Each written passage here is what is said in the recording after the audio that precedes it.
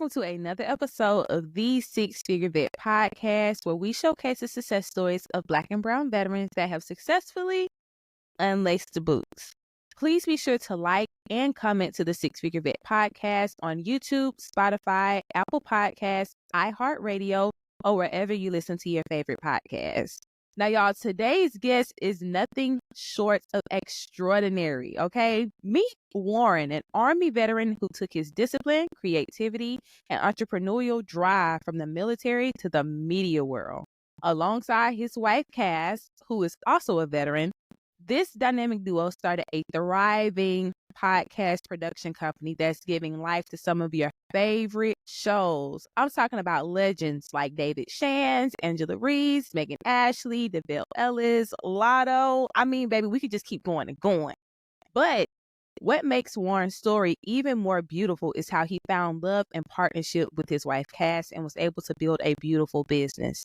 Together, they're not just building businesses, they're building a legacy. From the battlefield to boardrooms, Warren's journey is a master class in teamwork, resiliency, and chasing your dreams. So grab your headphones. Let's go into this inspiring conversation with Warren, where we'll dive into his transition from the Army to entrepreneurship. Let's give a warm six-figure vet welcome to Mr. Warren, y'all. That intro was a lot. Like I'm nervous now. I was like, wow, I kind of did some stuff. Make me sound like somebody. I did it. Yeah. Make me sound like somebody. Of course. So I always like to start off every single episode with a mental health check-in. So how are you today? I'm good. I'm good today. Good today. And I think I'm going to be even better tomorrow.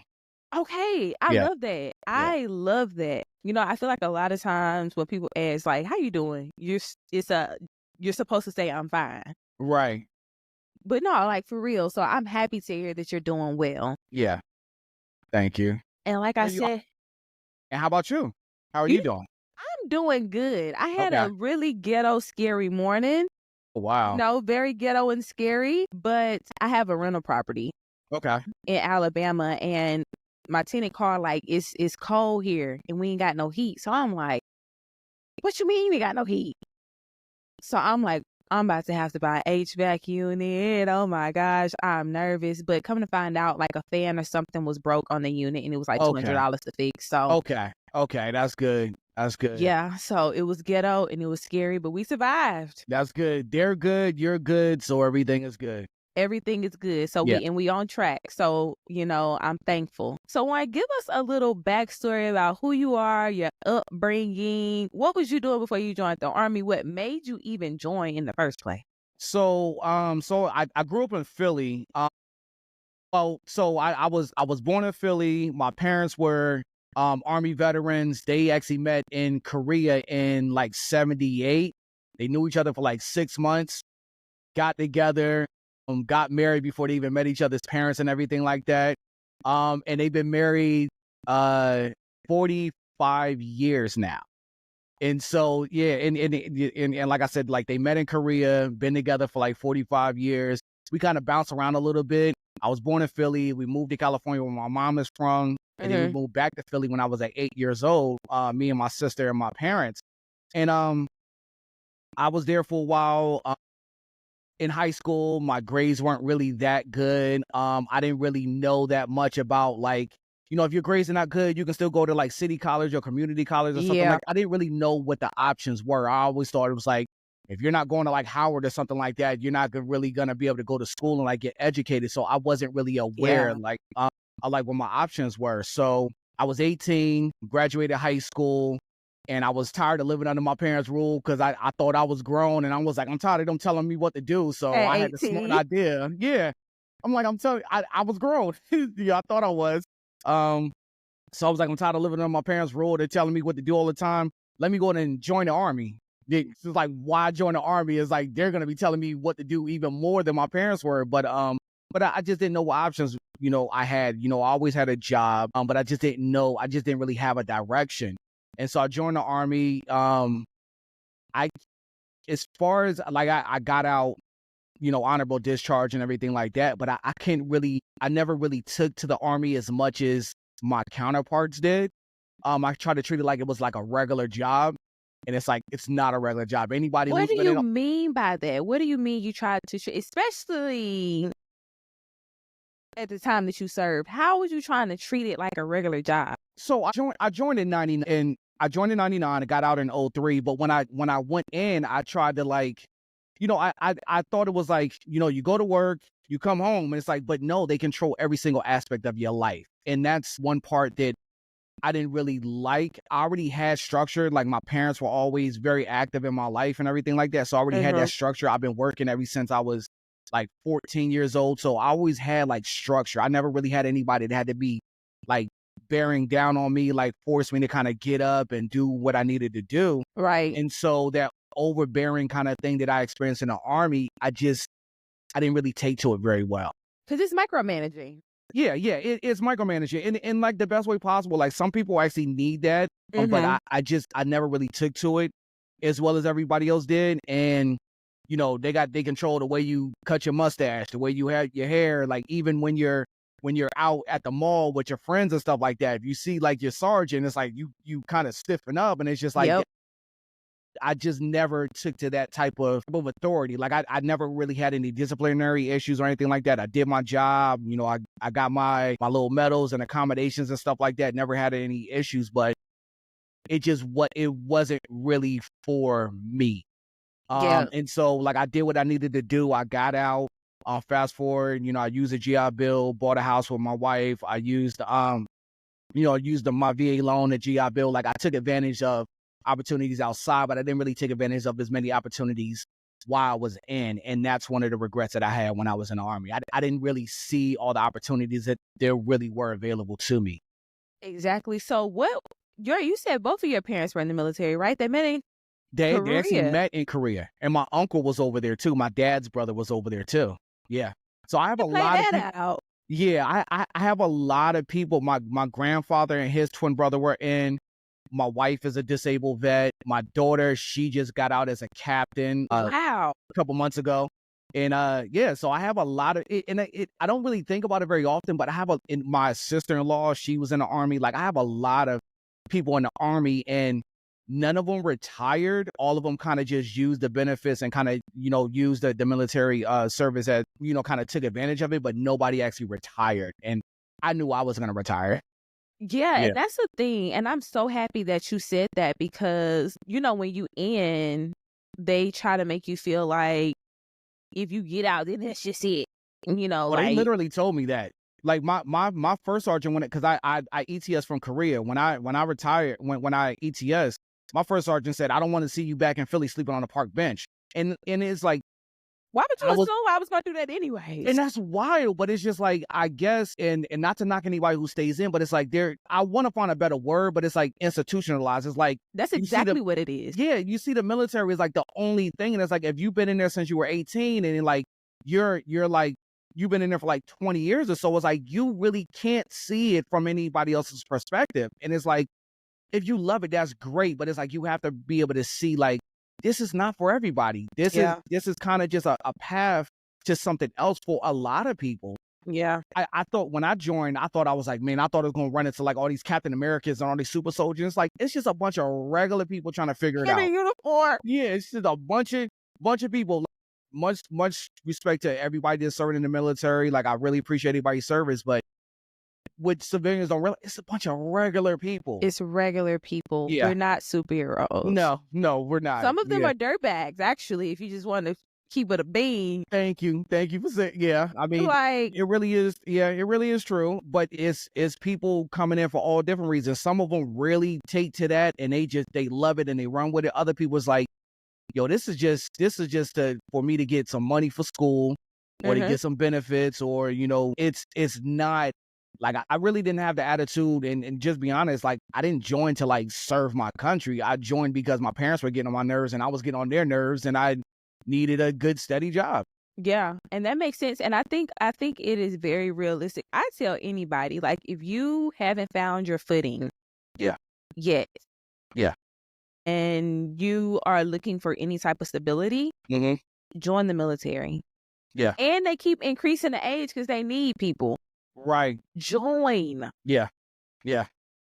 But join strategically, like you said. I feel like people that look like us could really use, like, the military. I love the military. It Okay. set me up. I wasn't, super patriotic. I wasn't Captain America, but Right. I really, really, I give a really big a shout out to the military because how it set my life up. Okay. I was able to use my GI Bill. I was Mm-hmm. able to, take advantage of the disabilities that I acquired while I was in the military, and, the VA loans and the free trainings and Navy Federal. Let's give a shout out. I was able to use all of these things, and I wouldn't have been able to do that. It set me up compared to my peers that didn't join. I'm 10 steps ahead, Right. which is important for people that look like us because we're 10 steps behind. Absolutely. Absolutely. And that's the thing about it. It's just like, I'm still realizing that I'm not even coming anywhere close to taking advantage of the, of all the benefits from the military. So I'm still learning. Like at Yep. 53, I'm still learning the stuff that I need to do. And I got out in 2003. So it's like, I'm still trying to figure, like, I just bought a house with my wife, like, just a couple years ago. I just used my VA loan just a couple years ago. So it's like, there's still benefits that I can actually reap from my military service that I haven't Yep. taken advantage of yet. Yep. It's so many benefits for veterans that they gatekeep. Like, Yeah. they don't want you to know, and they don't want specific veterans to know about certain, Especially with disabilities and stuff like that. especially with That's disability. ongoing struggle with me and my wife right now. Especially that, it's a shout out to the Black Veterans Service. I'll tag them in the show notes, but it's the Black Veterans Project. Okay.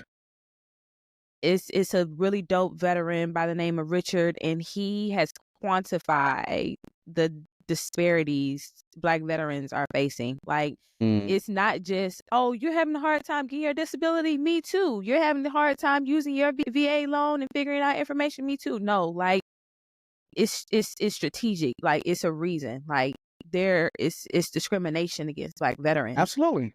And it's a thing. So shout out to the organizations out there that are bringing light to the things that Black veterans are facing. But we have platforms like this, Chicago's Favorite Veteran, that are advocating for us, and they're teaching Absolutely. Black veterans, like, hey, yo, guess what? You got access to this just like they do. And I definitely want to thank you for your platform, because you are doing some amazing things and educating everybody on what's going on. So I really do appreciate that. Of course. Yeah. No problem. So Yeah. your deciding factor, you already kind of knew that, yo, this is not for me. No. You said it beautifully. Being institutionalized, that's a real thing. Okay. So I want to find out, so did you meet Cass in the military, or did you meet Cass after? I met Cass after the military. I met her after I got out the Army, because I didn't take advantage of like all the opportunities or like really set myself up. I got out with no plan. I joined in 99, got out in 03. I didn't take it, my dad was because I was complaining about a lot of issues that I was having with my back and my knees and stuff like that. My dad kept telling me to file for disability. Well, first he kept telling me to go to sick call. Mm-hmm. Go to sick call. I sit in the doctor's office. The doctor taps on my back. Does that. Okay, there's nothing wrong with you. Give me some Tylenol and send me back to my unit. I get to my unit. My first sergeant will tell me, so you missed PT, and you missed a couple hours of work, and the doctor's telling me there's nothing wrong with you. You complain about your back, and then I'll be on like extra duty. So I get in trouble for telling my doctor what was really going on with me, because the doctor say, okay, yeah, get out of here, take some Tylenol and go back to your unit. You was being punished for that? Yeah, I was on extra duty and all types of stuff. Like, it was, and this was like my whole military career. My whole career, I would get in trouble, and I'll tell my dad. And because, like I said, my dad was in the Army too. I tell my dad, and he was like, you just got to keep going. You're going to get in trouble. You just got to keep going.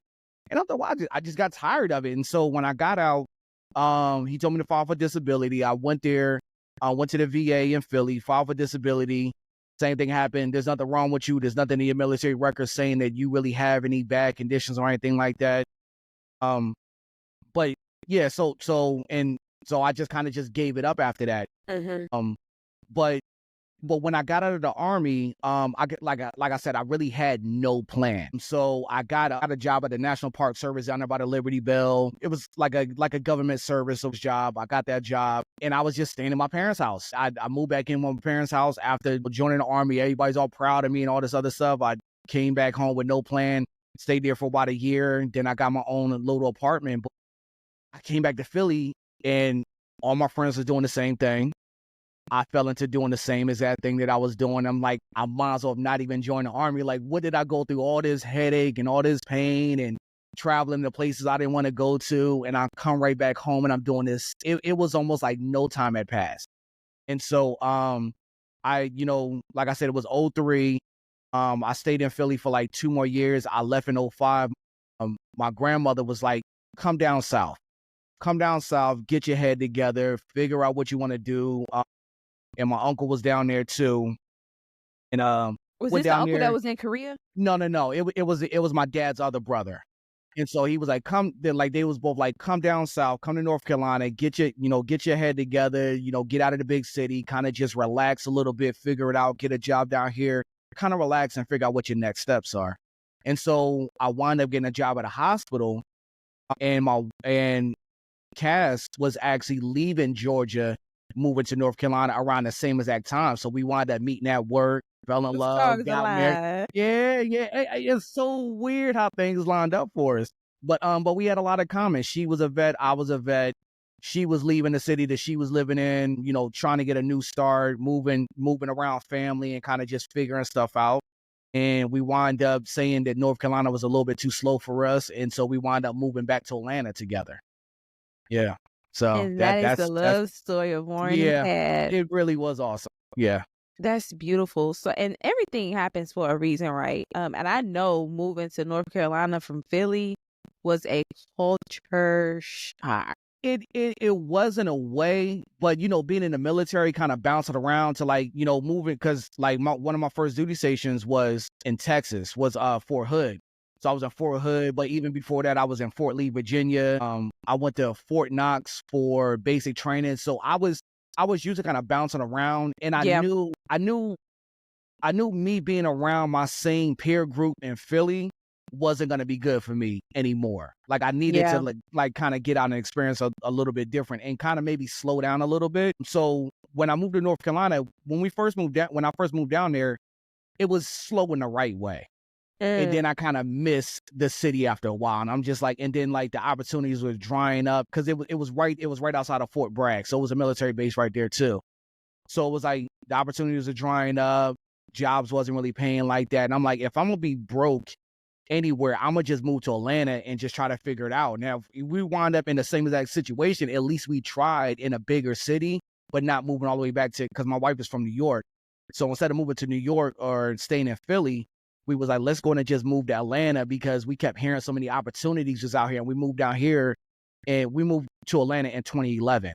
Okay. And things just start kind of just really picking up for us. We start working at the same college together, and I learned IT. Like I went to college, got my degree in IT, and start trying to figure that out and start really realizing that I'm a very technical person, and that's a skill set that I didn't develop anywhere else. And once I started going to school, and then I wound up working at the college doing IT, I'm like, I really love this aspect of it. And that kind of just transitions into production also. I love production because I love shaping people's vision for their show, but I also love the technical aspect of putting everything together also. So let's get into that. Shaping people's visions for their show. What does that look like because I feel like as a podcast producer, you also have to have some sense of creativity in order to bring people's visions to life. So what does it look like for you to shape someone's vision for their show? It's funny that you say that, because I never thought of myself as a creative. I thought of myself as So before I started producing other people's shows, I had my own podcast. And even with that, because it started off because long story short, I'm not sure if you're familiar with Casey Neistat. So yes. Casey Neistat, he's a vlogger, and he has this electric skateboard, and he rides around New York, and his electric skateboard is like a remote control. Skateboards go 24 miles an hour. And so I kind of got into that.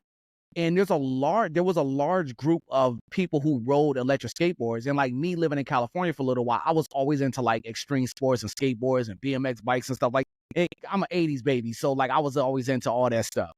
And so riding around with a bunch of other black guys in Atlanta on electric skateboards, I just thought that was so crazy. I wasn't the only one out there. And I'm like, that's dope. That's a dope community. It was, and I'm like, it was all everybody, but it was like black people so versatile. I know, that's what I'm saying. And it's just like I was like, people need to see this, and so I bought this Insta360 camera to like kind of like document our rides and stuff like that, because it was almost like a motorcycle group. Like we'd stop, we'd drink beers, and then we'd hang out in the park, and then we'd jump on our skateboards and ride around the city. And y'all was killing it. That was dope. Man, I got so many videos. It was so awesome, but I wanted to do more than just like show, like vlog the rides. I wanted to like sit down and talk to the people who actually did it.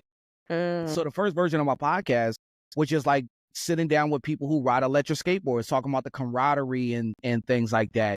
And then I didn't want to really be pigeonholed to just only talking about that. And so I got with a coworker of mine, and he used to come to my office all the time when I worked at IT. And we'd be talking about Marvel movies and TV shows and stuff like that. I'm a huge, like, comic book nerd, sci-fi nerd. So he'd come to my office and I'm like, man, did you see this show? So I was like, we should start a podcast talking about that stuff. And so that podcast started in 2020, but then the pandemic started. So it was like nobody was making movies and TV shows anymore. So it was like the stuff that we talked about dried up. And so we didn't really have a lot of material to talk about. And so I'm saying that to say that when we did start our podcast, I was the one that kind of wrote the show notes and kind of just tried to keep us on track. But I always thought of myself as a logistical person and not a creative person.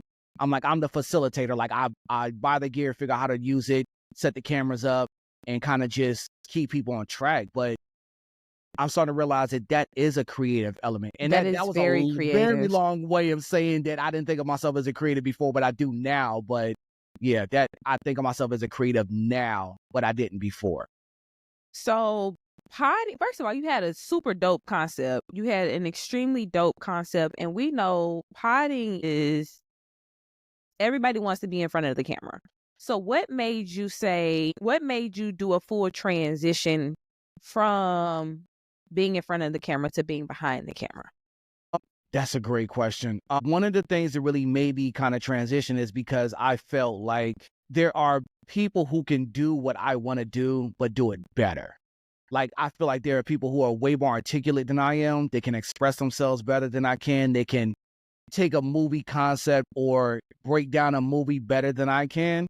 And I just didn't really feel like I was as articulate as other people were. And I need to go ahead and just kind of just fall back into the background and kind of just, because there's so many talented people out there, but their audio sucks, their video sucks. And it's like, why don't I just go ahead and just fall back and kind of just let those people tell the stories better and kind of just remove the barriers for them to go ahead and just produce. That's good. And on top of that, I knew my podcast would never make any money. Nobody would ever. I really felt like we would never really gain an audience. At least that's what I thought at the time. I didn't think that we would really be able to gain an audience to the point where we could eventually try to figure out how to monetize our podcast. And that's what a lot of people want to do. It's just like, I mean, there's nothing wrong with that. You love what you do. You love talking. You love speaking. But who's to say you're not allowed to get paid to do what you want to do? And I knew that the people that I was potting with, if they didn't see any type of financial gain or anything like that. And there's nothing wrong with that. Like I said, you kind of lose motivation after a while. If you don't really feel like if you're not building the audience and you're not making any money, I mean, at least one of those, at least you're building the audience and building a community. But if I'm not building a community and I'm not making money from this, it kind of deflates you a little bit. Very much so. At least it did me. Yeah. Yes, very, very much so. I remember when I first started my podcast, I had shout out to David Shans. I had joined his 7-figure podcast community, and I had this really big guest on. Shout out to Kimmy's Creations. I had this really big guest on, but then after Kim, the guest that I had on next didn't have such as big as a platform, and I think I got 10 views. I'm like, oh, yeah, where do people go? Exactly. Where are the people? Exactly. Right. So it can definitely get discouraging. And I like what you said. I think a lot of times in the podding space, why a lot of podcasts don't last is because you lose the momentum. Like you have to find a driving force. You have to continue to drive a driving force. And a lot of people don't want to be honest and realistic. Like, say you want to get paid. Yeah.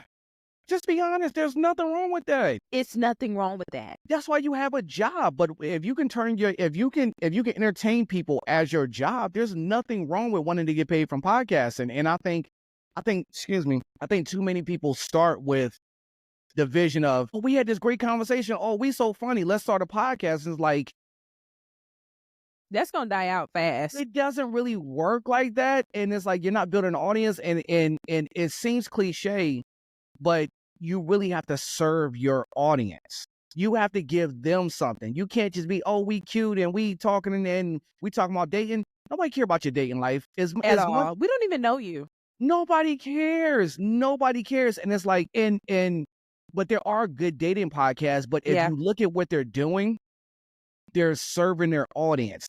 They're telling stories, and they're opening themselves up and giving advice. You know, and so perfect example, like we produced a show called Cocktails Podcast. Mm-hmm. They're amazing. They were probably podding maybe like 4 or 5 years before we even came along. So they had this crazy huge audience already, but they were servicing their audience. They were extremely entertaining. They're like Kiki and Medina. They're almost like comedians. Like they should really be on stage somewhere. But they're great at telling their stories about being vulnerable, about opening up, and they also know how to bring on guests. They can actually really articulate themselves and actually give advice for particularly women out there dating advice in Atlanta and the whole world, basically. So it's like, they're actually servicing their audience, and a lot of people are not doing that. They're just talking about the bad dates that they're had, but they're not funny. They're not, they don't properly articulate it. They're not, like, there's no anecdotal information in there. So it's like, you have to always find out how to service your audience. What are you giving them? Yeah, because if we all, no matter how much like you try to fight it, we most of the time we're in a consumer mindset. So what are you giving me? What am I consuming? Do you have anything for me to consume that I feel like, even if it's not of value, that I feel like is of value to me, or at least feels good? Yeah. You know, and I think that's sometimes it's hard to repeat that constantly. Yeah. Or even put it into perspective when you think about doing something like starting a blog or doing a podcast or a YouTube show. No, it's really hard to kind of put that into perspective. So what point did you start taking it serious? Tell us the journey of you being like, okay, this podcast good, but I'm gonna get behind the camera, to actually being like, okay, I want to take this serious. I want to turn this into a business. It's time to lock in. It started during the pandemic, like I said, because we already started the second version of the podcast during the pandemic, talking about movies and TV shows and stuff like that. And it came a point where one of the guys that I was actually podding with, like my podcast partner or whatever, he was a musician, and so he wanted to kind of he didn't really take the podcast serious. Mm-hmm. So I would have all these show notes and stuff like that, and I'm like, okay, we need to read this, and I would have them in the group chat and everything like that. I'm like, all right, did you check it out? We'd get there. I'm like, no, I didn't read none of that. And it was like, he will always, and it was like, it was kind of entertaining, but I would try to stay on track, and he would derail it, and I would have to bring him back. And it's like, it was kind of like a push and pull. And it's like, you need a little bit of that on a show, but it was just too much. And then it was a point where he was doing his music stuff, and he was like, he didn't feel like editing the last episode that we did. And I'm like, well, we missed a week because you didn't want to edit. And I didn't know how to edit. And so he was showing me a little bit, but I had to jump on YouTube, learn how to edit. And I kind of start kind of loving that, you know, learning how to put stuff together. And one of the biggest projects that we did was, so we had interviewed this company called Dope Coffee. It's another black veteran has his own coffee company and his own record label called Dope Coffee. Shout out to Dope Coffee. Yeah, and it's wild because the guy Mike, he's a rapper, and so he wanted to do like almost like a Tiny Desk type of situation. And so we had just finished doing an interview with him, and he was like, yo, this is dope. I'm thinking about doing a Tiny Desk type of situation, and I want y'all to film it. And we were so excited about doing it or whatever. So after we did the interview, we went out to eat downtown in Atlanta. And so we had just finished the interview. So we had all our gear in the car. We had like our MacBooks, we had our cameras, we had the audio interface, everything sitting in the car while we went to go eat. Came back outside. It was around like 7, 8 o'clock.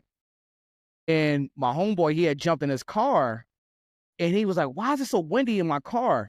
The whole back window was bust out, and they reached in and took all of his stuff. They took his back, they took his computers, they took everything.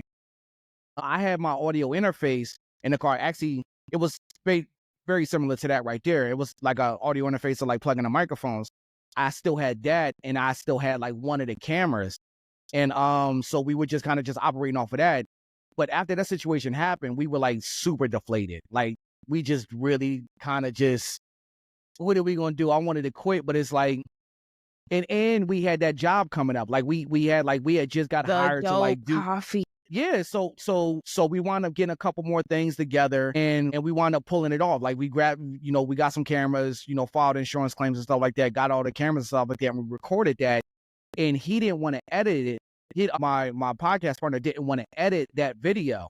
And that was my first project editing. We was just like editing like the musical project, and it was dope. Like it really turned out really well. And like I kind of fell in love with doing that. And I wanted to start producing for other people. So it's like my podcast partner, he didn't really want to pod anymore. He wasn't really that interested in anymore. And if he didn't want to do it, I didn't want to be sitting on camera by myself. Right. So I'm like, let me go to just transition and sort of try to see if I can produce for other people. And basically we use our podcast episodes as a proof of concept. Like I showed people what we did. Now, nobody was watching our stuff. Nobody liked it. Of course not.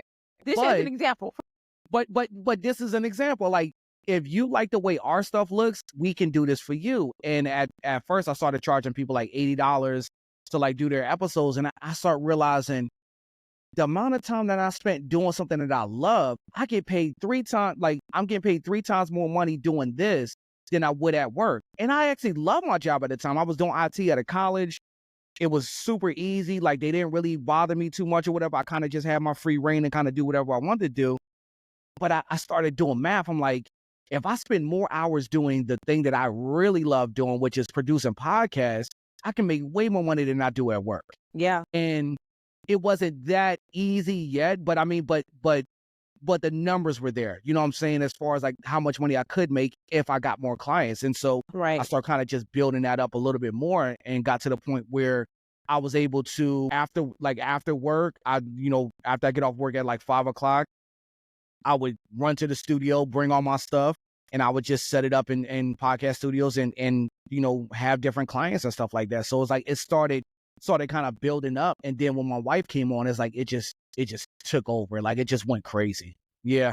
So tell us about, what it's like working with Cass. Shout out to Cass. Cass, we thinking of you, sis. Yes, absolutely. What is it like working with your spouse? How do you navigate the challenges of running a business together while maintaining a healthy, strong relationship? Honestly, so the more entertaining answer would be, oh, it's hard. You shouldn't work with family and all. It's so easy. I wouldn't want to do anything else. That's so good. I love fact that me and my wife get to hang out every single day together, do everything together. We get to go to work together. We get to go home together. We get to talk about the stuff. We're building a business together. And I thought everything was cool before, and she kind of liked what I was doing and started recognizing like how the business was growing. But once she came on and she learned everything, it was just, we work side by side every single day. That's so dope. Every day.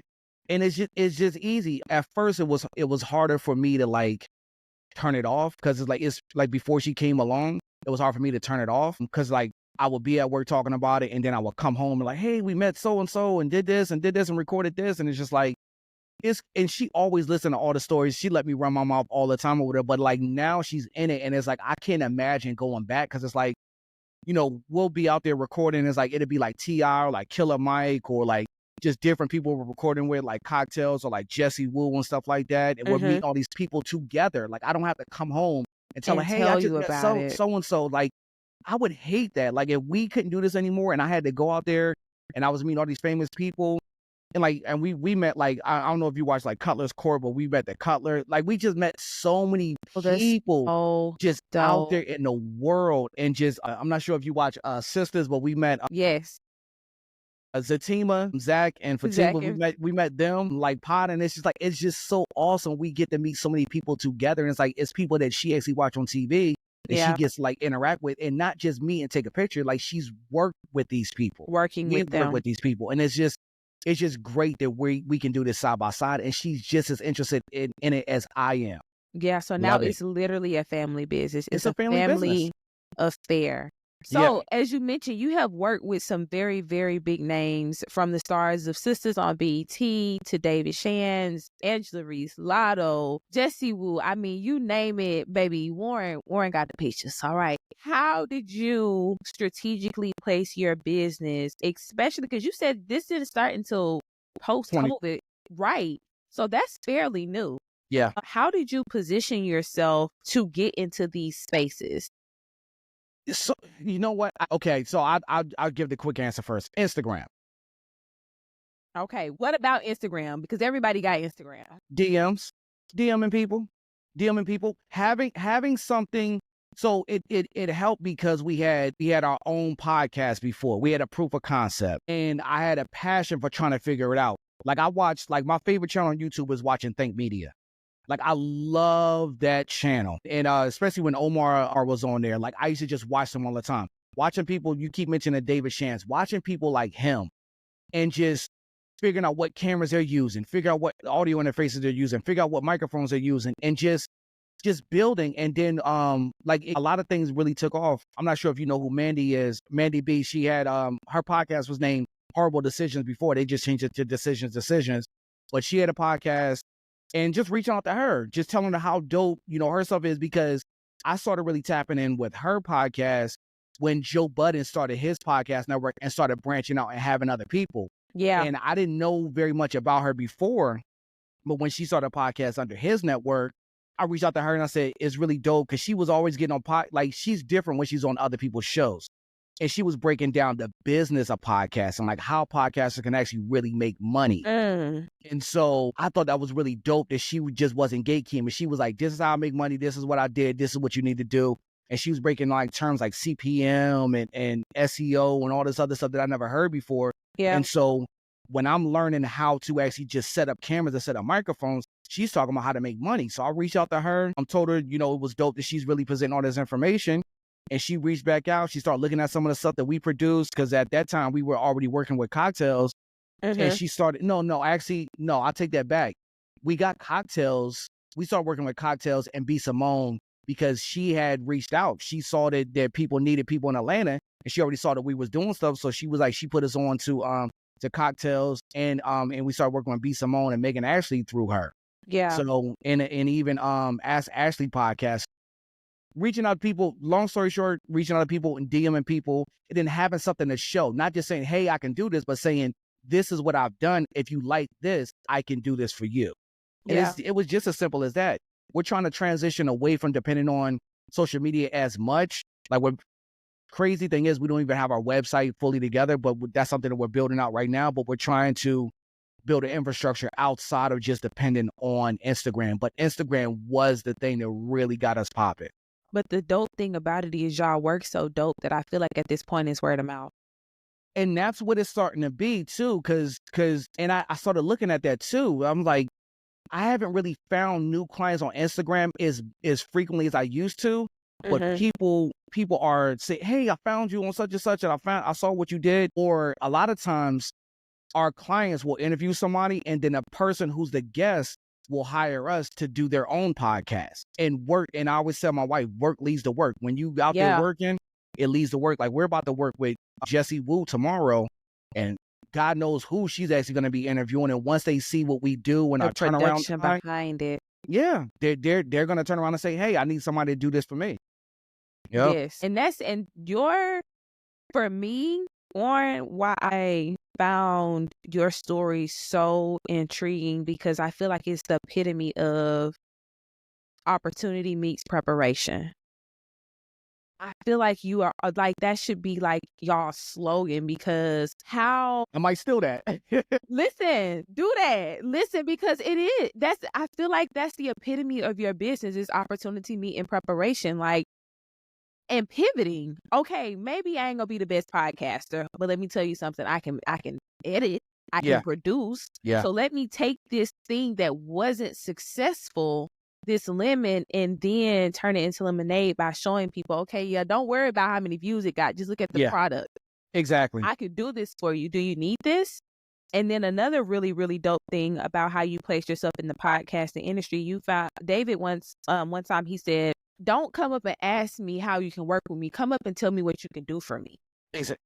Tell me what you can do for me.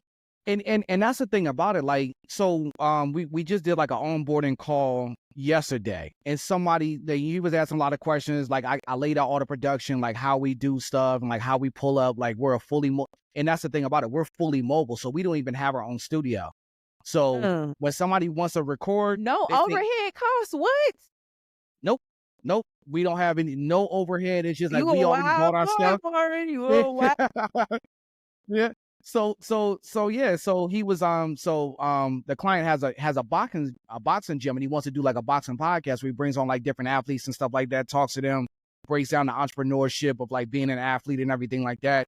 And so he was like, well, I need you to sell me on it. Like why should I hire you instead of going with somebody else or like just buying all the stuff myself? And I've never been a salesperson. I can't sell to save my life. And I told him just straight up, I said, if you can afford to buy all the gear that we have, which is tens of thousands of dollars, if you can afford to buy all this gear, and if you can learn all the stuff that it took me 4 years to learn, and you can figure this out and do it yourself, I recommend you do it yourself. I was able to do it. Now, it depends on your skill set. If you're able to do all this stuff that I did, I recommend you do it yourself. But the problem with that, even if money wasn't an issue, which it is for a lot of people, and even if going out and researching and figuring out how to use all of this stuff is not an issue, it's still hard to be a host and produce your own show. I've tried to do that, and I know I'm preaching to the choir right now. I already know. Exhausting. I know. I am she is me. I know. It's terrible. Get out. I don't have to tell you, but you're doing it with grace and you're doing a great job. So it's like, but a lot of people just don't have that drive and that skill set because it can frustrate so many people. But I'm just saying, I've never been a salesperson. Just like I say, like I work off proof of concept. Like I've done a lot of jobs for free. Just like somebody says, hey, I want to do like a tiny desk. That tiny desk that I mentioned that we did before it wasn't a tiny desk, but it was a musical performance similar to Tiny Desk. When we did that for free. And it's just like, we use that as a proof of concept. Now we got that in the can. Now if somebody says, can you do it? I don't have to sell it or prove to anybody. All I got to say is, this is what we did. It's right here. If you like how this looks and how this sounds, we can do this for you. And this is the price. I can't sell. I've never had game. I ain't got no game. I'm just going to tell you the truth. Shout out to Cassie for loving you for you. I'm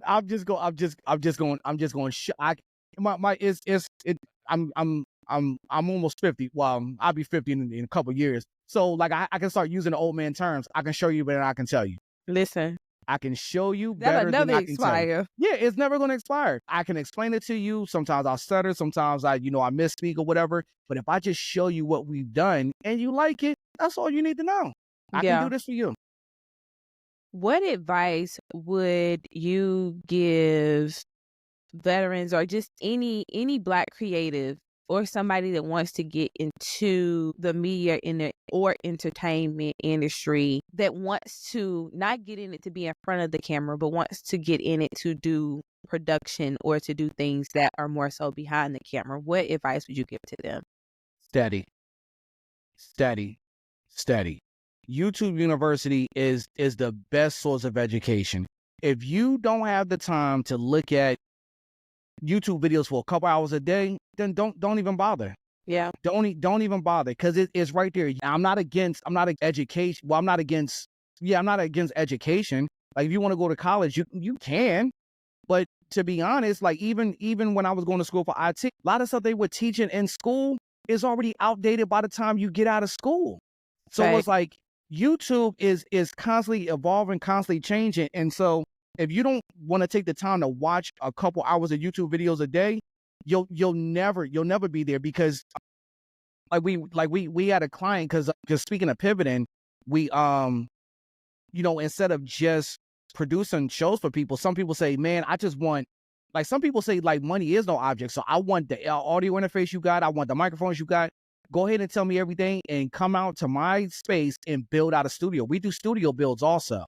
So it's like, if you say, hey, I got a huge Come on, budget, multiple streams of income from one business. that's what we're trying to do. And then, like, that's mostly Cass. Like, Cass is like, okay, looking at the, just looking at the field and saying, because some people are hobbyists. Some people jump in and kind of just, like, they're not really planning on, like, podcast. Like, they're not consistent, basically. And so if they're not consistent, then we don't have a consistent source of revenue just producing for other people. So we had to find other ways of actually making money. And doing studio build outs is one of the greatest things. But back to the advice, I would say steady. Make sure that you understand what makes a good show. And that's what I was doing. I was on Instagram, and when I see David Shands, or when I see Horrible Decisions, or when I see Joe Budden, I was always they're showing the behind the scenes. Let me go ahead and pause it and look at their what cameras they got, what microphones they got, how are they placing their lights. I was a creep for that stuff. Like, I was just looking at every single thing that they was doing. And if you're not trying to figure out what the greats are doing, then you're really not built for this. You have to try to, like, and I tell people all the time, that's why I do so much BTS. I want to educate people. I'm not a gatekeeper. Yeah. Because in I don't know how it is in a lot of other places, because I didn't start a media company in any other place, but Atlanta, I ain't run into a gatekeeper yet. I just haven't. If I want to move to Atlanta now, I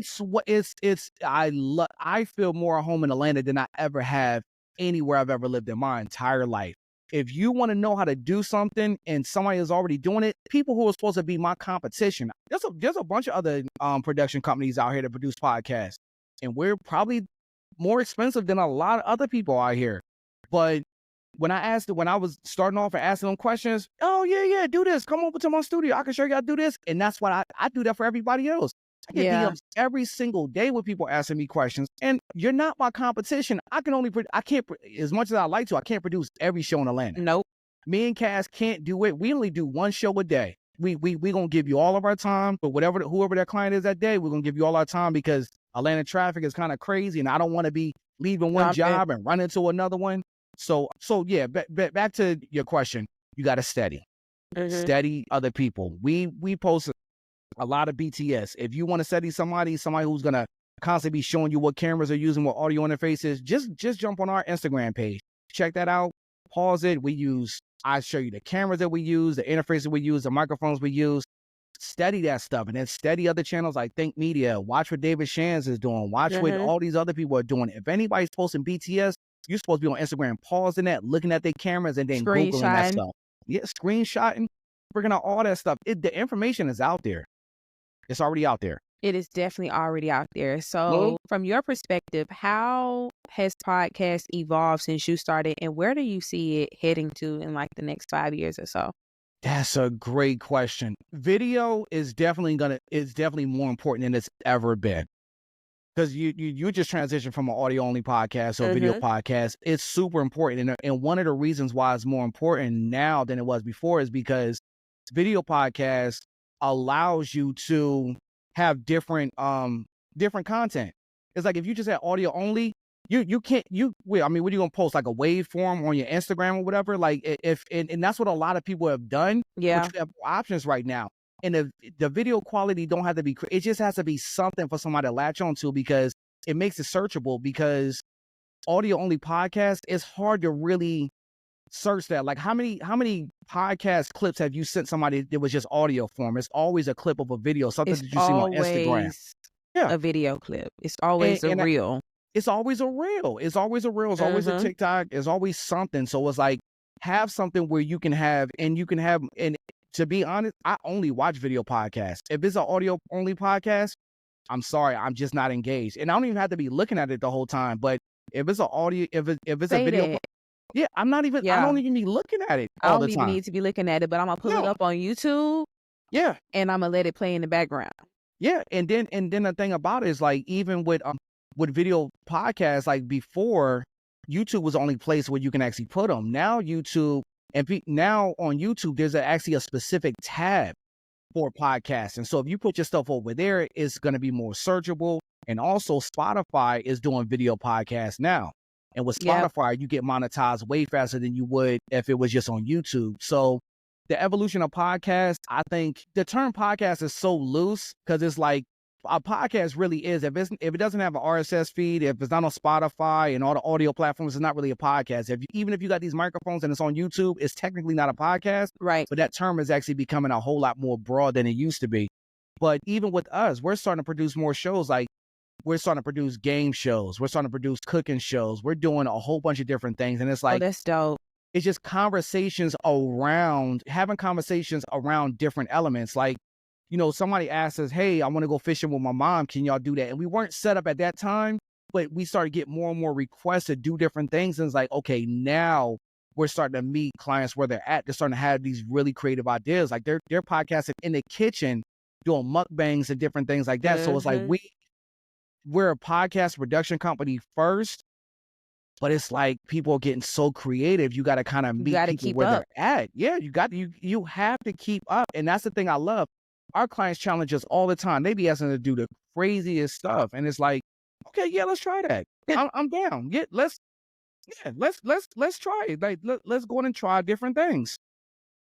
Yes, I love that. Y'all, I see $1 million company in the making. If not already, I see $1 million because this is a gold mine, because you have taken yourself. Everybody want to be a chief. Everybody want to be in a front. Yeah. You said you have found a way to get rich without being seen. And that is super powerful. Yeah. I'm rooting for y'all. Thank you so much. Thank you. So, and it's like, and what's awesome is that even like working in Atlanta, we get to work around so many Black creatives, in particular Black women. Like 99% of our clients are Black women. Yeah. And they're killing it. Like Cocktails, they go on tour. Yep. They're selling merch. They got their Patreon going. They got like card games. Like we work with a majority Black women. Like we love working with everybody, but it's like, it's just something special about seeing Black women thrive, doing their thing, having their conversations unapologetically. It's really dope to see. And that's another reason why I would never want to leave Atlanta, because it's like, it's so many different stories that can be told out here, and it's so many different creative people. It's just a dope place to be. It really is. And we really want to get rich by helping other people get rich. And before, like, we were just like, to me personally, I was just like, we're just going to produce for people, not really worried about how they're making money. Like, if they're making money, that's cool, because that just means that they're actually going to keep booking us. But now I'm starting to even provide more value for our clients, because I'm like, because people are starting to come to me now. I'm like, well, what's my return on my investment? Before I was like, I don't know, you got to figure it out. But I'm just here to shoot. Yeah, you pay me, you got to figure that out. But with the onboarding client that we had yesterday, I was like, I asked him, I said, well, what's your purpose for your show? What are you doing? Like, are you is your show meant to position yourself as a subject matter expert in this field? Talk your talk, Warren. That's what you have to look at it like.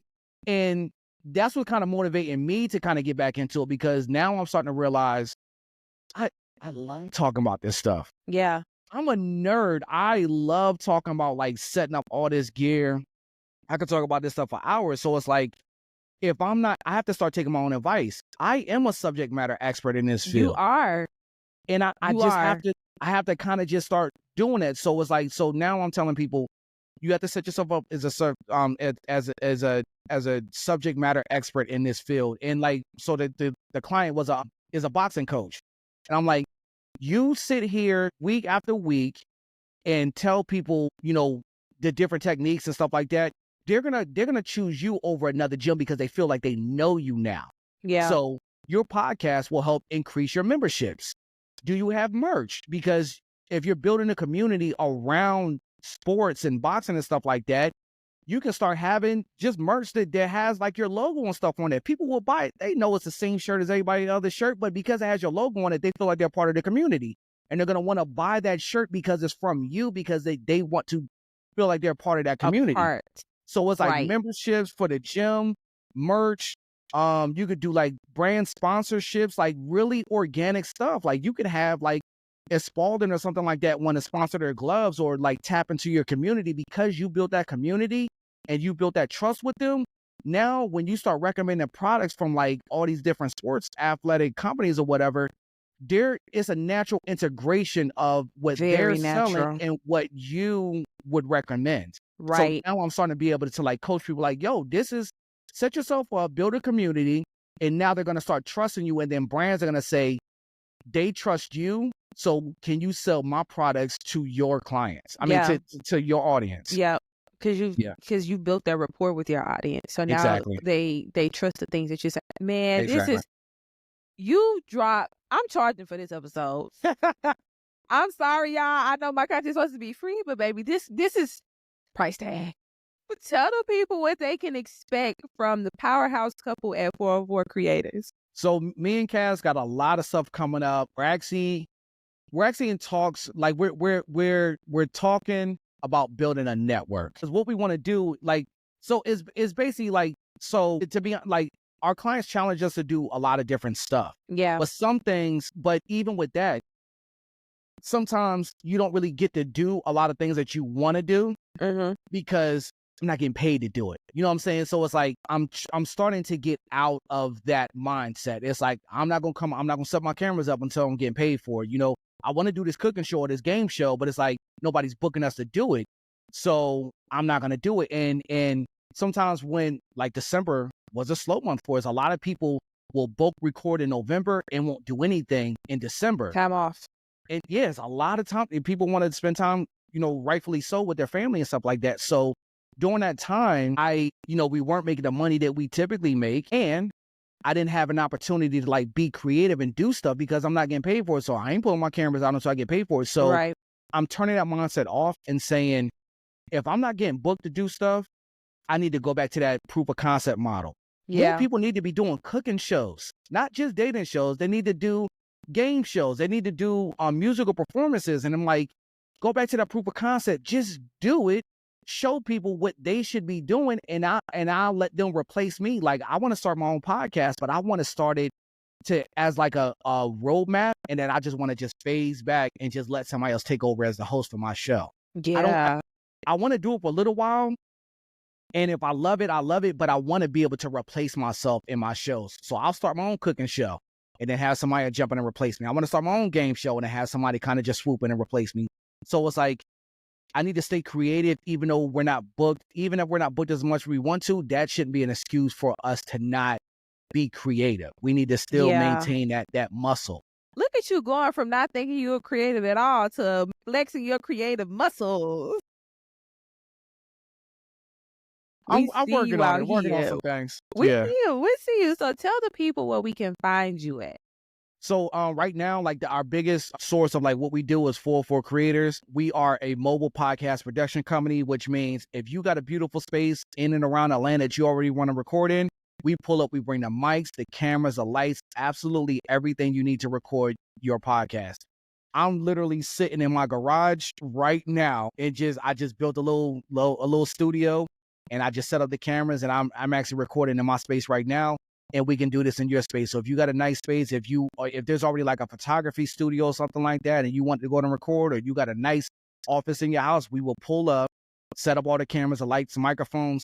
The day we record, we will hand you your hard drive, and everything will be sitting right on there. We don't have to color grade. We don't have to mix the audio. Everything is live switch right then and there. The same day? The same exact day. Multicam. So we're like Cass is the lead engineer. She's actually switching camera angles from camera 1, camera 2, camera 3, just like you see like in the newsrooms, and we're handing you your stuff right then and there. And so you can't beat that. Yeah, and we're 404 Creators on Instagram. If you got any questions about production, please feel free to reach out to us. DM. I answer every single DM. I love answering DMs. I love answering questions. Amazing. Thank you so much. And again, I just want to give you and Cash y'all flowers. What y'all have built together is nothing short of amazing. And I am so proud of y'all over here at the Six Figure Vet Podcast. Thank you so much. And I really appreciate you bringing me on this show. Like, it really is an honor. I love what you do. And I love how you're speaking to veterans and just kind of just exposing their stories. It's really great to see. Looking forward to see their growth. I love it. Yes. This has been another amazing episode of the Six Figure Vet podcast, where we showcase the success stories of Black and Brown veterans that have successfully unlaced the boots. The Six Figure Vet is out. Hey y'all, it's a Six Figure Vet here. If you or any other active duty service member or veteran that you know is suffering with suicidal ideation, substance use, or mental health disorders, please tell them to call 988. The number is 988. There are trained crisis responders waiting to take their calls. You don't have to suffer in silence.